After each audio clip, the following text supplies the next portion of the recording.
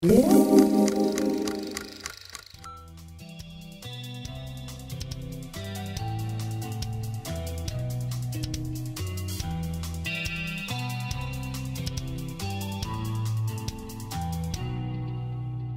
¿qué tal? Mi nombre es Íñigo Roldán y bienvenidos a nuestro primer episodio de Cine Amigos. El día de hoy estoy aquí con mi amigo David Malpica, cinefotógrafo. Malpica, ¿cómo estás? Muy bien, mucho gusto, Íñigo. ¿Tú cómo andas? También, igualmente. Vamos a empezar con las preguntas. David Malpica, ¿cuál es tu conexión más antigua que tienes con la fotografía? Mi conexión más antigua que tengo con la fotografía,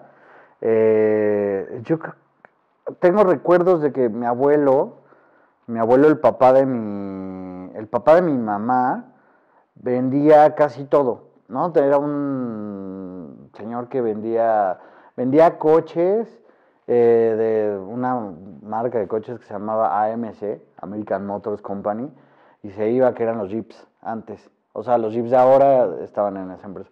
Entonces se iba como a pueblitos y eso, y vendía todo, era buen vendedor. Y en algún momento de su vida tuvo un negocio de vender cámaras, o vendía cosas de Kodak.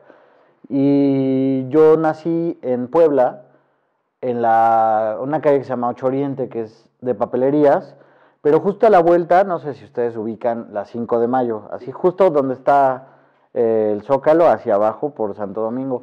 Todas esas calles de la 5 de Mayo eran calles de estudios de fotografía y de lugares de revelado de foto. Antes la foto pues venía en rollo, como el que tengo aquí junto, y no era digital como ahora, y uno tenía que tomar sus fotos y llevarlas y revelarlas, y te las entregaban como 2 días después, impresas y reveladas, ¿no? Y entonces estaba el Café Aguirre, que ahora pues iban, ¿no?, ustedes con sus papás, sus abuelitos.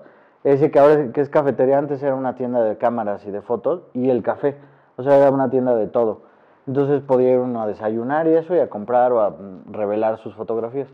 Entonces yo desde muy niño, con mi abuelito y eso, tenía mi abuelo una cámara Kodak Retina, que era como un bochito de las cámaras. Una Kodak es gringa, pero después de la guerra Alemania fabricó un tiempo cámaras, y tenía su cámara Retinet, y la mamá de mi papá tenía otras cámaras, una Brownie de Kodak muy viejita y una Cosina, que mi papá era muy mal fotógrafo, entonces todo lo sacaba de foco y eso, y yo tomaba fotos, muchas, a mis hermanas y eso.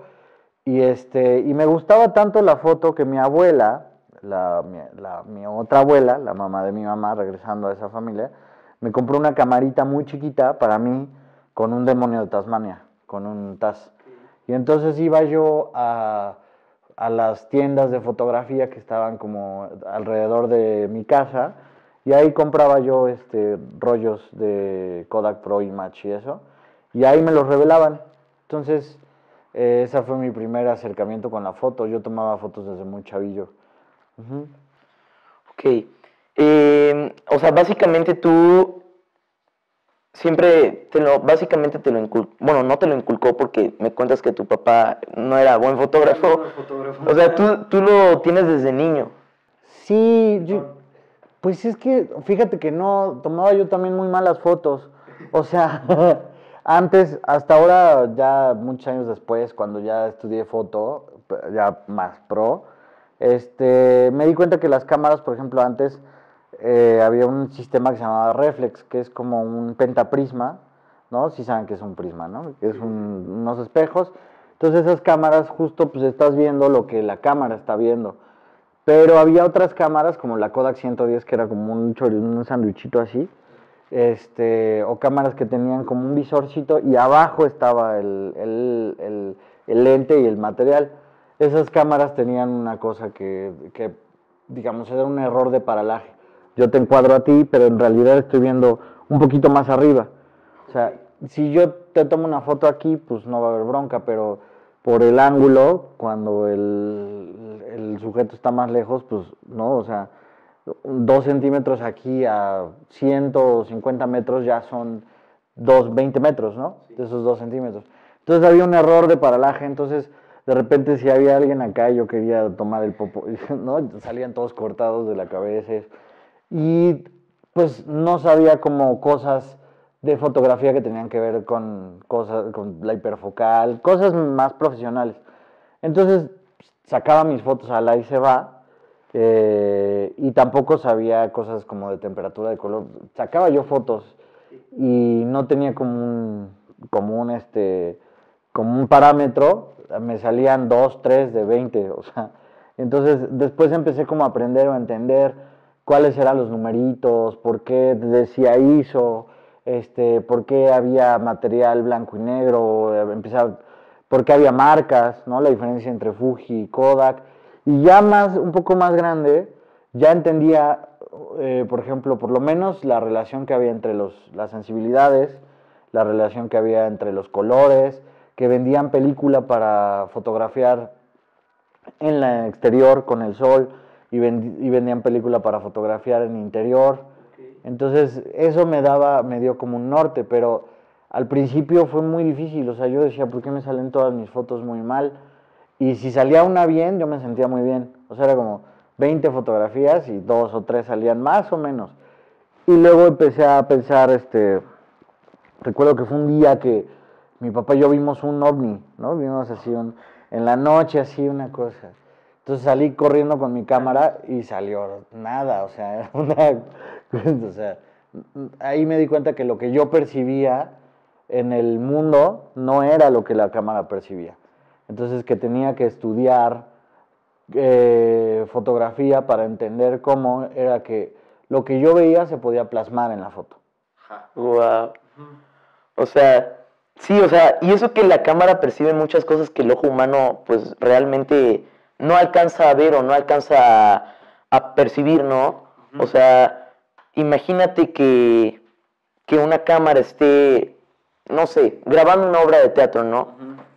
Y que de momento pasa una persona por debajo, ¿no? O sea, a lo mejor tú no lo viste, pero la cámara sí. Justo.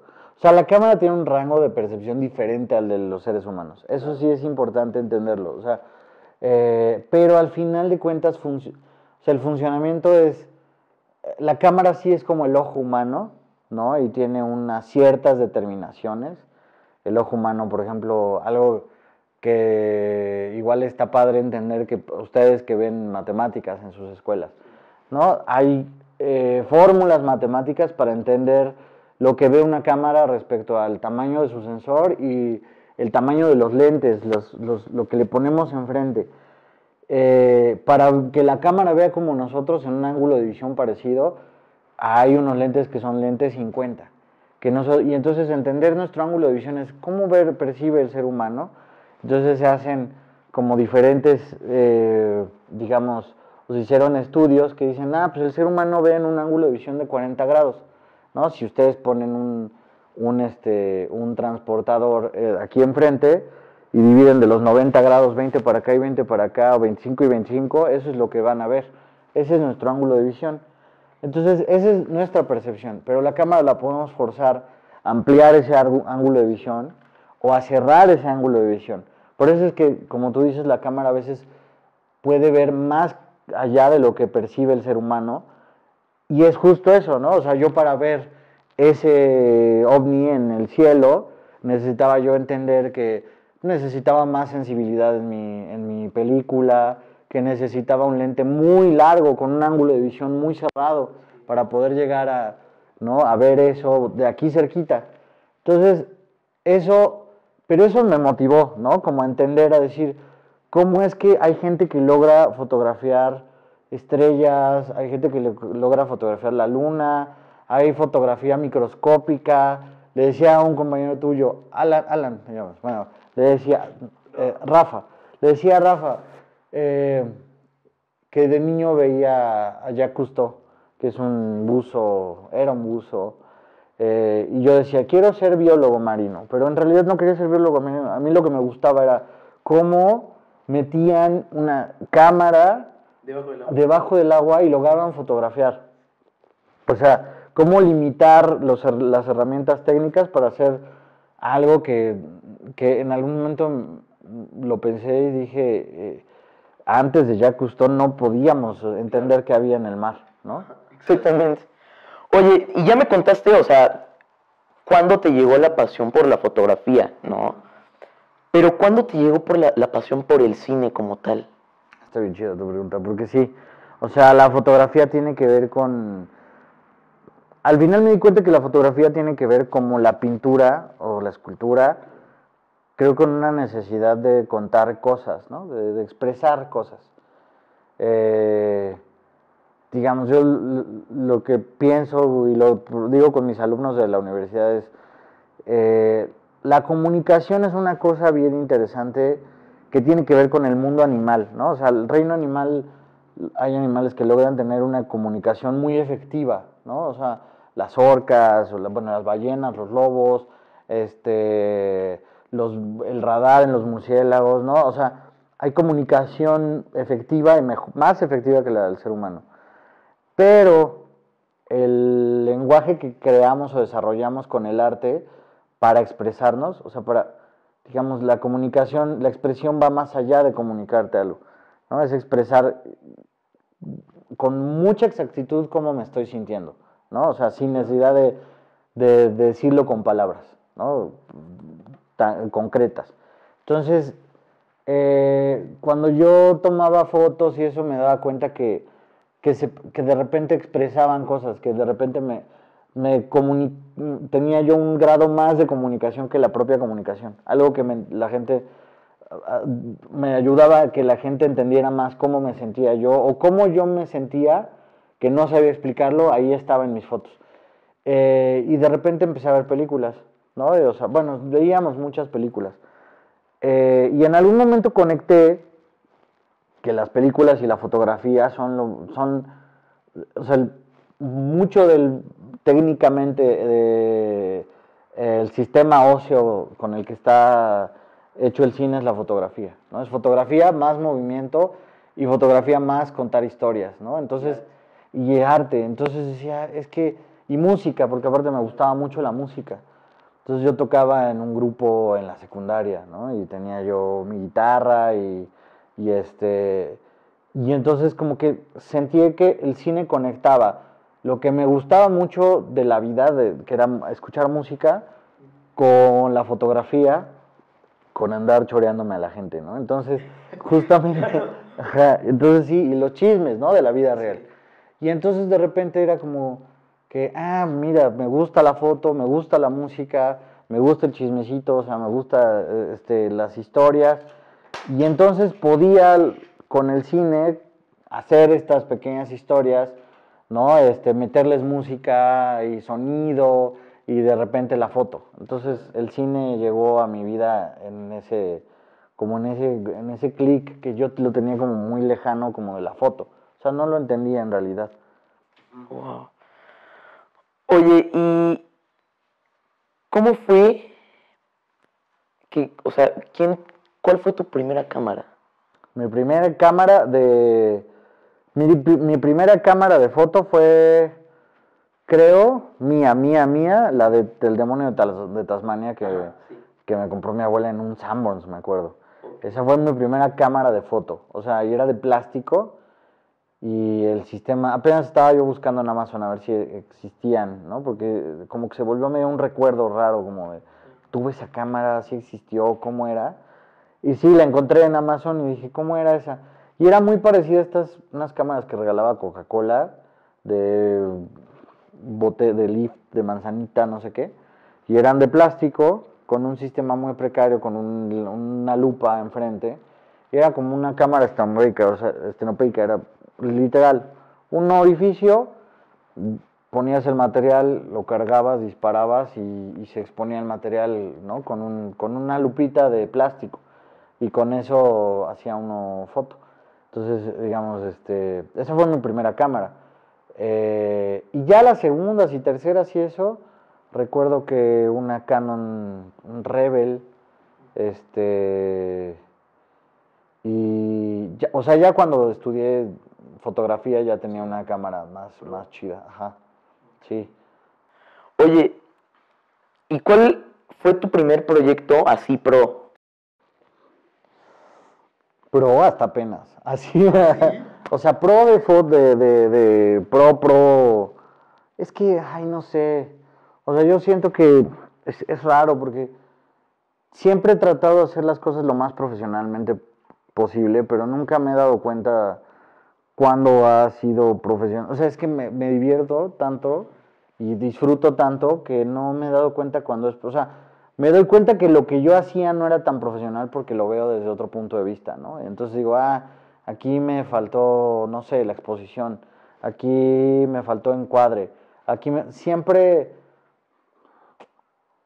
nunca me he dado cuenta cuando he domado y de repente, cuando he domado el oficio, y siempre hay algo más que domar del oficio, entonces es muy extraño, pero, o sea, digo, si lo puedo basar en presupuestos, o sea, en que ya me pagan, ¿no? Que antes el trabajo lo hacíamos lo más profesional posible, pero no me pagaban, ¿no? Era como, pues ahora hago lo mismo, ajá, ahora hago lo mismo, pero me pagan, o sea, me siento igual que cuando tenía 18 años y me juntaba con mis amigos a hacer cine.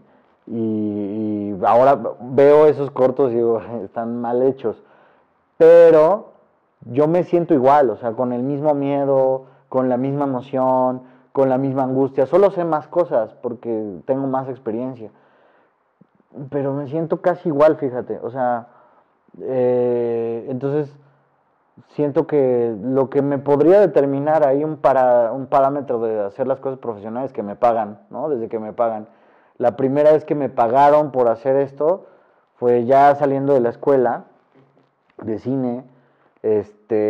Tomé una chamba en un canal de televisión de la Ciudad de México que se llamaba Capital 21, que eran documentales de la Ciudad de México, cápsulas, para el metro de la Ciudad de México. Y entonces si te subías al metro aparecían en las teles la foto que yo hacía. Entonces decía, o sea, está bien chido porque tengo un lugar donde nadie lo veía, pero yo sí decía, esa es mi foto. Exactamente. Y me pagaban chido y yo no me sentía tan a gusto porque no era cine, pero un día conociendo gente, porque conocía mucha gente, iba yo solo con mi cámara, me daban viáticos y una credencial del Capital 21, y entonces andaba yo conociendo toda la Ciudad de México durante como 6 meses, pagado, y fotografiándola, ¿no? Bueno, haciendo cápsulas. Yo creo que ese fue mi primer chamba profesional en un ámbito, o sea, ya una productora, una televisora, más o menos grande, documental, ¿no? Llevaba yo equipo chido, pero me estaba yo divirtiendo mucho, o sea, era un trabajo padre, ajá. Sí, oye, y de todos estos, o hay alguno otro, ¿cuál es tu favorito? ¿Cuál ha sido tu favorito? ¿Cuál ha sido mi favorito de todas las chambas que he tenido? Tengo varias, por ejemplo, de las que hago como personales, con mi novia y con mis amigos, sin cobrar, pero los hacemos chido. Un corto que se llama La pluma del Quetzal. Ese le tengo mucho amor. Lo hicimos en Cuetzalan y es de una niña que se muere, entonces su papá, ¿no? Hace como un acto ahí de brujería extraña y la niña revive. Bueno, el papá mata a un Quetzal, la niña revive y y lo empieza a perseguir un monstruo y la niña se empieza a convertir en un Quetzal. Y entonces el papá tiene que regresar todo a la normalidad, ¿no? O sea, como que ese es el rollo. Y dejar que la niña se vaya, ¿no? Ese me gusta mucho, ese es como mi favorito en cortometrajes y eso. En películas, una película que acabo de filmar que se llama Lo contrario de la muerte, que nos cruzó la pandemia en esa película. Empezamos la peli, llegó la pandemia y 2 años, 1 año y medio después tuvimos que terminarla.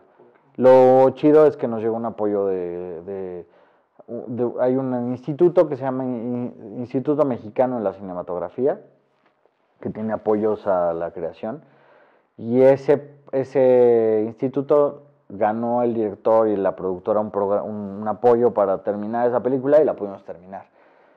esa me gusta mucho en ficción. Y en televisión lo que más me ha gustado hacer es un programa que se llama La Raíz Doble, que era como de documentales sobre comunidades indígenas en todo el país. Sí, fue viajar por todo el país. Wow.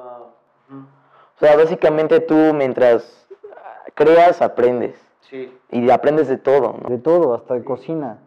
O sea, pero sí, en el cine aprendes un chingo de muchas cosas. Bueno, mucho de muchas. Sí, aprendes mucho de muchas cosas. O sea, yo aprendí a cocinar bien, me gusta cocinar. Sí. Entonces aprendí a cocinar bien filmando en comunidades, ¿no? O sea, iba yo o sea, yo sé que ustedes, mis primos y mi sobrina estudian aquí en el Oriente. Bueno, mis primos estudiaron.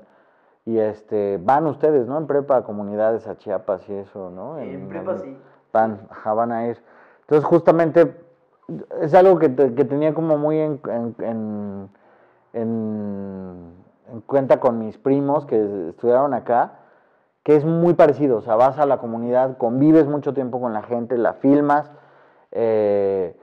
y la gente de regreso te enseña cosas, ¿no? Y una de esas es que, ¿no? O sea, pues yo de verdad aprendí a hacer tortillas a mano, sí, a nixtamalizar las tortillas. O sea, íbamos por el maíz y hacíamos el nixtamal, le echábamos cal y ya teníamos la masa y luego hacíamos las tortillas. O sea, las tortillas desde cero, la salsa desde cero, a sembrar, a cosechar caña, a cortar caña. Todo eso lo aprendí a hacer haciendo cine, ¿no? O sea, documental. Para saber dónde posicionar la cámara, yo tenía que saber cómo se hacía el proceso. Oigan, oye, ¿y qué cámaras sueles utilizar actualmente? Actualmente, curiosamente, otra buena pregunta. Yo podría, y se los digo a mis alumnos, podría utilizar absolutamente cualquier cámara, porque el soporte, o sea, digamos, las cámaras tienen ciertos, digamos, las cámaras son lo mismo. Una cámara es una cámara oscura, es una cosa oscura donde entra la luz, le pega a una cosa fotosensible y esa cosa, ¿no? Puede ser fotoquímica o digital, te da un resultado, ¿no? Últimamente he usado cámaras como en las últimas películas he estado usando Sonys de cine alta y Alexas, ¿no? Que son de Arri, unas cámaras muy caras. Pero entre esas películas utilicé, yo por ejemplo tengo una cámara 5D Mark II de hace 12 años y con eso fotografío. Podría usar un DJI y con eso también puedo fotografiar, o sea, también utilizo mucho mi Bolex, que es una cámara como de los 50 que cargo de material fotográfico en fotoquímico y tengo mi revelador Morse y con ese revelo.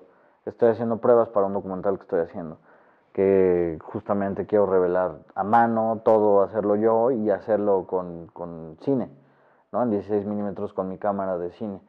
Que en algún momento, justo gracias a estos trabajos profesionales que pagan, pude comprarme una cámara de la de mis sueños, una Bolex, como la de Spielberg en The Fabelman, la que le regala el amante de la mamá. Sí. Esa es mi cámara, sí. Sí. Entonces uso varias, que muchas, y las ópticas, me dijiste. ¿Qué ópticas uso?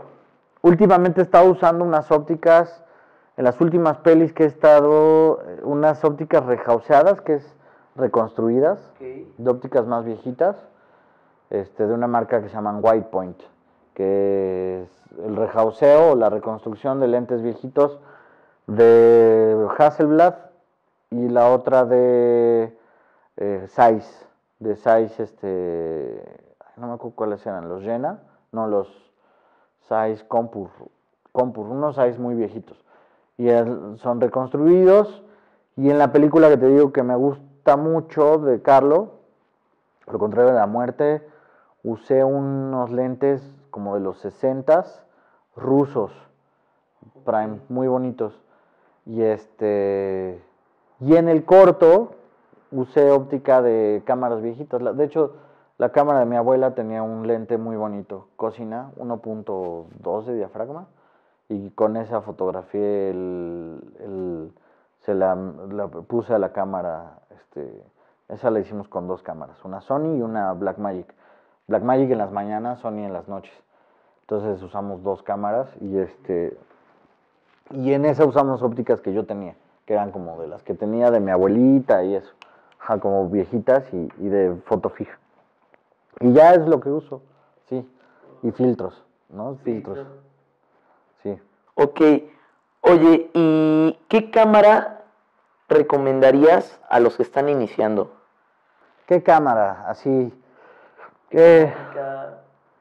Cámaras económicas. Fíjate que yo siempre he pensado que las cámaras japonesas a mí me parecen las mejores cámaras del mercado. Sony me parece una cámara medio inaccesible para alguien que está empezando. O sea, no es una buena cámara para un formato, un soporte profesional. Tiene la de todas. Lo malo de Sony es que se desactualizan, tiene esta cosa de obsolencia programada, como Mac, que para alguien que está empezando lo va a bajonear muy rápido, porque su cámara va a ser muy vieja muy rápido. Sony domina el mercado por eso, ¿no? Tiene ese rollo. Y no es tan japoneso, ¿no? Sony ya la mitad es gringa, entonces tiene otro concepto de las cosas. En algún momento de mi vida usaba mucho Panasonic, por ejemplo. Las GH4, GH1, esas cámaras me parecen, las Lumix de Panasonic, me parecen unas muy buenas cámaras para empezar, ¿no? Y para profesionalmente también, o sea, Canon me parece también un gran soporte. Los dos son como empresas medio hermanas, ¿no? O sea, tienen las monturas, son Canon F o FD o R ahora. Nikon para la foto fija me parece un gran soporte. Yo no usaría Nikon para video, nunca he usado Nikon en video. Aquí veo una app, nunca he usado, en foto fija usaba Nikon, pero desde que empecé a estudiar cine ya no tengo contacto con Nikon más que con sus ópticas viejitas. ¿Y cuál otra? Fuji me parece también otra marca interesante de cámaras. Ahora tiene una de formato medio muy interesante, de gran formato más bien, ¿no? De 120 milímetros digital. Es como que puedes ponerle lentes Hasselblad y graba 4.6K en large format, es un formato muy grande. Esas son las cámaras que yo recomendaría para alguien que está empezando, esas marcas, ¿no? En cualquiera de sus categorías está muy bien. O sea, van a encontrarse sensores que digan APS-C, que son sensores más chiquitos, pero están bastante buenos. O sea, Lumix de Panasonic, Canon y Fuji, ¿no? Son las 3 marcas que a mí me parece chidas. Y si quieren empezar foto fija y no tienen tanto dinero, podrían irse al mercado de chácharas. Yo lo que más recomiendo es irse a los Appos, comprarse una buena cámara Nikon o Canon A o Nikon de las viejitas, que funcione bien y manual y emulsiones, ¿no? O sea, si pueden empezar blanco y negro, comprarse blanco y negro, revelar en sus casas, ¿no? Comprarse los tanques, ¿no? Entrarle a la foto como en un sentido más plástico, ¿no? De mancharse un poco las manos y eso está padre. Sí, por ejemplo, ahorita estamos haciendo un proyecto de cine mudo. Y pues vamos a usar pues cámaras que nosotros tenemos y así. Si tienes un tripié, pues. Sí. La mayoría ahorita he visto que ha grabado con el celular, ¿no? Pero sí, quien tiene cámara las trae. Sí. Los formatos, el celular es un tema, ¿no? O sea, el celular tiene, digamos, los celulares están haciendo un upgrade muy grande y hay cosas muy interesantes que se pueden hacer en celular. Samsung tiene unos soportes muy interesantes desde cámaras. Huawei también, ¿no? O sea, tiene ópticas Leica y también hay housings, adaptadores para celulares para poner ópticas más interesantes. Sí, claro. Entonces, también podría, o sea, es que ya el soporte, si tú sabes cuáles son los límites de las cámaras, sus limitaciones, sabes exactamente cómo fotografiar, ¿no? Entonces, eso compruebas. Oye, ¿y qué cine te ves trabajando en un futuro o quieres trabajar en un futuro? ¿Qué proyectos? ¿Qué proyectos? Mm, los que me gusten. No, es raro, pero esto que me dices de los proyectos tiene que ver un poco con lo de profesional. Vamos, yo siempre he pensado, tengo todos mis compañeros, amigos, admiro mucho a los fotógrafos que tienen ese nivel de profesionalismo, de aceptar y de poder fotografiar cosas que no les gustan con muchísima calidad. ¿No? Yo digo, eso es un fotógrafo con una profesionalidad súper interesante. O sea, yo no puedo hacer eso, fíjate. O sea, yo fotografío muy mal cuando no me gusta lo que estoy fotografiando, cuando no lo veo con verdad o real o plásticamente y estéticamente no va con mi ideología de lo que es para mí la fotografía. Para mí la foto es el arte de la foto o del cine. Los proyectos que me gustaría hacer a futuro son proyectos que cuenten cosas reales, ¿no? Verdades, honestos y como con la libertad que yo busco para contarlos. No me veo haciendo películas que no me gusten, ¿no? O sea, yo creo que eso es importante, o sea, quiero que las películas me paguen bien o mal o no, sean películas que a mí me gustan. Hacer películas que les vea desde el guión un carácter, Sí, lo que ames. lo que yo amo. Ajá. Entonces sí, hay fotógrafos que sí pueden y ese nivel de profesionalidad es de, sí, o sea, me van a pagar, tengo que tener el rigor, no me gusta el guión, pero pues me quedo callado y entonces filmo, ¿no? Porque para eso me están pagando $500,000, ¿no? Y yo de repente, pues, no sé si por $500,000 no podría yo fotografiar bien ni por 1,000,000, ¿no? O sea, entonces los proyectos que busco generalmente son proyectos que tengan cierto contenido, o que a mí me guste o que me motive, ¿no? Por ejemplo, apenas con Kovacs y con Romy, las productoras de este programa, tuve chance de filmar un docu sobre Van Gogh, ¿no? Con Joshua Hill. Y el proyecto suena y o sea, está, porque sigue, ¿no? Ahorita está en la Berlinale. La primera parte del proyecto fue interesante porque era sobre Vincent Van Gogh, su vida, sobre el arte. Sí, me Y encanta eso. sí, entonces, no, era como de, pues lo que me paguen, pero está bien chido. A ver, aparte trabajar con amigos, ¿no? Está bien Claro. padre. Sí, esos son los proyectos que creo que para que busco para el futuro, ¿no? Espero que de chiripa, ¿no? O sea, sean proyectos que tengan, ¿no? Una buena paga y entonces ya no puedo estar como, pues, ¿no? Ansioso y decir, ay, tengo que agarrar un comercial que no me gusta. Pero bueno, sí, eso es lo chido de esta industria, la mexicana, que hay películas, o sea, que puedes vivir de esto y puedes, ¿no? Hacer lo que te gusta. Sí, sí. ¿Qué nos recomendarías a los que estamos iniciando en esto? No de cámaras, no de guión, no historias, o sea, ¿qué nos recomendarías para que nos vaya bien en un futuro con esto o, o eso? ¿Qué les recomendaría? Para los que están empezando, que es muy difícil llegar, es una tontería, pero es más sí es como acercarles un poco el futuro. Ustedes van a empezar con una genuina chispa, ¿no? Por la búsqueda de cosas que les gustan en la vida. Luego se van a encontrar con que este mundo es muy grande y hay cosas que te pueden llevar a la fama y no sé qué, y el dinero.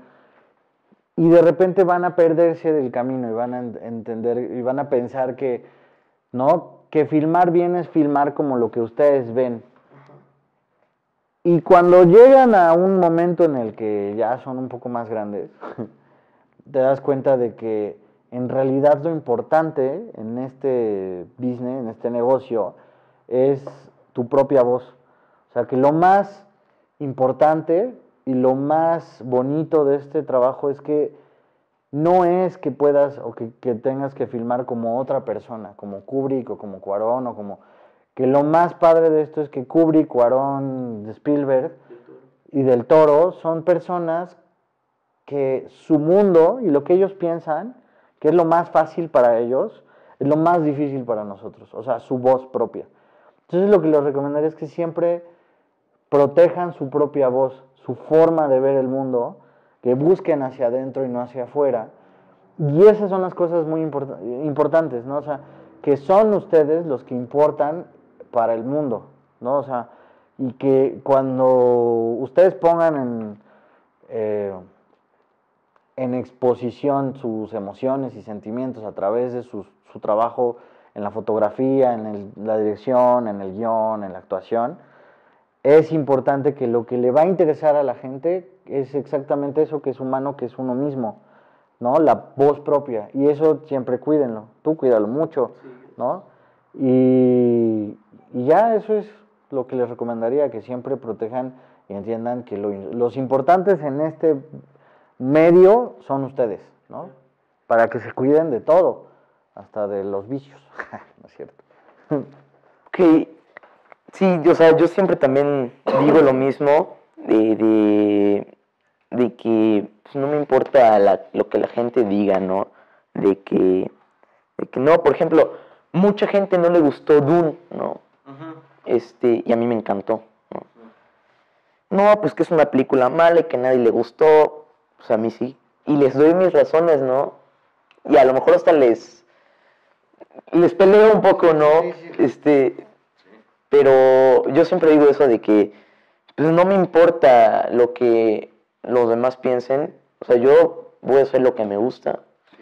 Y si no te gusta, pues está bien. Y si sí te gusta, pues mejor, ¿no? Lo que sí tienes que hacer es dar técnica, ¿no? Para que eso que tú tienes adentro le llegue al otro con la forma técnica, o sea, no abandonar el proceso técnico, eso sí es importante, ¿no? A mí me pasa con Bardo, a mí me gustó mucho Bardo, por ejemplo, ¿ves? Y es una película que habla de un señor, ¿no? De 50 años que dice, bueno, hasta aquí llegué, ¿qué pasaría si hasta aquí llegué? Claro. ¿Me perdono o no me perdono a mí mismo? Entonces creo que sí, o sea, hay que buscar esa chispa y entender, ¿no? El proceso creativo que determina para que realmente, ¿no? La gente pueda por lo menos generar una opinión sobre tu trabajo y exponerse, porque este trabajo es de exposición. O sea, por eso es que las exposiciones de arte existen en la vida, ¿no? O sea, es exponer no la obra, sino exponerse a uno mismo, sus emociones, sus sentimientos, sus miedos, sus tristezas, ¿no? Y cuando uno se expone se da cuenta que el otro también entiende de lo que trata, por eso somos seres humanos. Dices, ay, no me da pena exponer mi tristeza, y de repente te das cuenta que todos, ¿no? Hemos pasado por lo mismo que tú, de alguna manera, ¿no? Y entonces hay una concordancia y eso está padre en el arte. Sí. Va, pues otra cosa. Sí, pues la verdad es que muchas gracias, Malpica. No, gracias a ti. Fue un gusto conocerte, entrevistarte. Igual. Y espero que en un futuro podamos trabajar en algunos proyectos tuyos.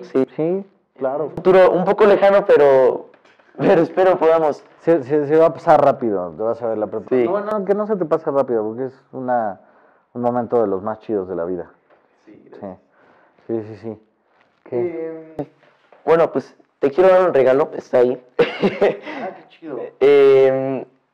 Es un recuerdo para que no nos olvides aquí. Muchas gracias. Te veía y esa es tacita. Muchas gracias, acá está. Mira, soy Lobo. Sí. Del Oriente, qué padre. Sí. Esa te la llevas tú. Muchas gracias. Y a ver si cuando tomas café te acuerdas de nosotros, ¿no? Los etiqueto. Y muchas gracias. Los chavos que lo vean y eso, que les guste esto, pues que ahorita hay muchos cineastas en Puebla muy buenos, sí, ¿no? Se acerquen a nosotros, hasta, ¿no? O sea, hasta los que están lejanos son bastante cercanos, y que se vayan metiendo y si quieren aventarse a hacer cosas, ¿no? Siempre va a haber alguien que diga, oye, yo te puedo echar la mano. Si no tienen equipo, ¿no? Siempre hay, ¿no? O sea, si tienen una buena historia, las cosas van a fluir. Sí, producción. Sí, dejen que las cosas fluyan. O sea, dejen que las películas y sus historias caminen solitas, ¿no? Que escuchen mucho puede ser muy hippie, escuchen mucho al universo, ¿no? O sea, Sí. sí, pues va, muchísimas gracias por invitarme, me divertí mucho. Sí, yo igual. Muy chido, muy chido. De verdad, muchas gracias. Y hasta aquí el episodio del día de hoy.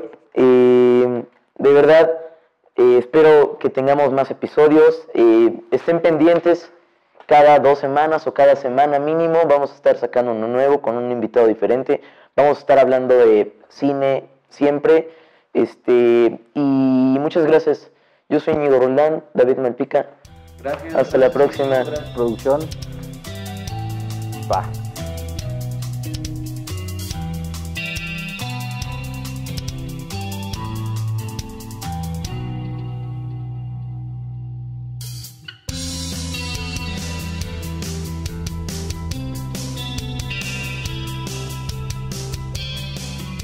Gracias.